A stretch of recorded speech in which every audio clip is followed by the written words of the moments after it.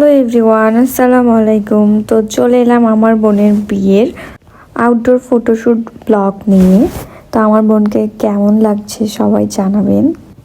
বিয়ের দিন আমরা সকাল সকাল চলে গিয়েছিলাম হ্যাভেনলি টাচে সাজতে। আমরা সেজে গুজে বের হয়েছি 12:30টার সময়। আর ভাইয়ারা ফোন দিয়ে একদম বিরক্ত হয়ে যাচ্ছিল যে কেন এত লেট হচ্ছে। চলে গেলাম রাজবাড়িতে। আমাদের কথা ছিল আমরা যদি 12টার আগে রেডি হয়ে বের হতে পারি তাহলে আমরা দাদু বাড়িতে যাব ফটোশ্যুট করতে, আর যদি রেডি হতে না পারি তাহলে আমরা যাব রাজবাড়িতে। সো আমরা লেট করে ফেলেছি আর সবাই বিরক্ত, সবাই বারবার একই কথা বলে যাচ্ছে যে এত লেট করে ফেলছি। আমাদের ফটোগ্রাফার হইলো বরান ভাইয়া আর সিনেমাটোগ্রাফি শাহিন ভাইয়া, দিনাজপুরের বেস্ট ফটোগ্রাফার আর সিনেমাটোগ্রাফার। সবাই খালি বারবার একই কথা বলছিল যে আমরা অনেক লেট করে ফেলছি। শুরু হয়ে গিয়েছে ভাইয়া আর আপুর ফটোশ্যুট। কি সুন্দর লাগছে ওদেরকে একসাথে, মাশাল্লাহ মাশাল্লাহ মাশাল্লাহ। আর আমার আপুকে একটু বেশি সুন্দর লাগতেছে, একদম রানীর মতো, তাই না?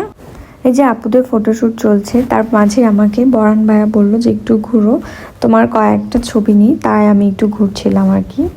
আমি সবার ছবি নিয়ে বেড়াচ্ছিলাম। তারপরে বড় ভাইয়া আমাকে বলল, মানে আমার দুলা ভাই, যে আমার একটা ভিডিও করে দাও। ভিডিও করে দিলাম। আর এদিকে বরহান ভাইয়া আপুর ছবি তুলতেছিল।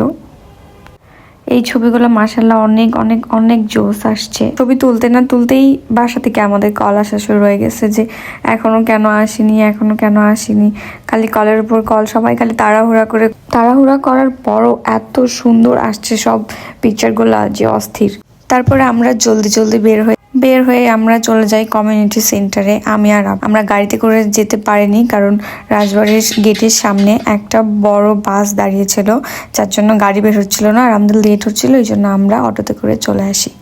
আর এই তো, কেউ কমেন্ট করতে ভুলবা না যে আপুর বিয়ের সাজ সব কিছু কেমন লেগেছে। তো দেখা হচ্ছে একদম আপুর বিয়ের ভ্লগ নিয়ে নেক্সট। সো ততক্ষণ পর্যন্ত আল্লাহ হাফেজ এভরিওয়ান, আসসালামু আলাইকুম।